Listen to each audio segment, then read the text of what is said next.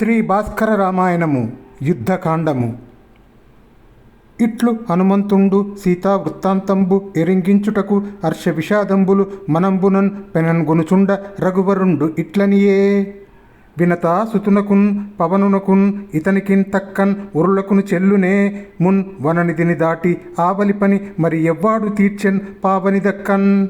ఉత్తముడు ఏలు రేణి పనిన్ ఒక్కరుడయ్యును చేయు మధ్యముడు అత్తి యునర్చున్ తోడిగలయప్పుడు చాలియు నీచుండు ఎప్పుడున్ చిత్తము సేయడు ఆతరంగు సేయుటకై అసహాయ శూరుండు అత్యుత్తమ భృత్యుండు ఈ కపికులోత్తమున్ పోలుదురు ఎట్టులు ఎవ్వరున్ అని మరియు రఘువరుండు ఆంజనేయుని కనుగొని తమ్ముండ వినుము, నేనును నా తమ్ముండు లక్ష్మణుడు నీక తమ్ముననగాదే క్రమ్మరన్ కలుగుట రఘువంశం ఇట రక్షింప నీకు చనియ మహాత్మా.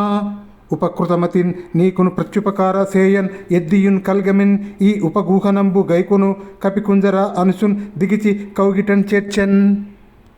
శ్రీరామునికి హనుమంతుడు లంకకు వెళ్ళి తాను సీతను చూసినది అక్కడి వృత్తాంతం అంతా తెలుపుచుండగా శ్రీరాముని మనసులో ఆనందము విషాదము పెనవేసుకొని పోయి ఉన్నాయి. అలాంటి స్థితిలో ఉన్న రఘురాముడు ఇలా అన్నాడు: సముద్రాన్ని దాటి ఈ పని విజయవంతంగా చేసుకురావడం గరుత్మంతునికి, పవనునికి, హనుమంతునికి తప్ప ఎవరికైనా సాధ్యమవుతుందా? స్వామి కార్యాన్ని ఉత్తముడైన వ్యక్తి ఒక్కడైనా చేసుకొని రాగలడు. మధ్యముడు ఎవరైనా సహాయపడితేనే చేసుకొని రాగలడు. తోడుగా వ్యక్తి ఉన్నా సహాయపడినా నీచుడు మనసు పెట్టి చేసుకురానే రాలేడు. స్వామి కార్యాన్ని నెరవేర్చిన ఈ అసహాయ శూరుడు ఈ వానరోత్తములలో అత్యుత్తమ భృత్యుడు ఆంజనేయుడు అని ప్రశంసించి ఆంజనేయుని చూస్తూ, తమ్ముడా, నా ఈ మాట విను.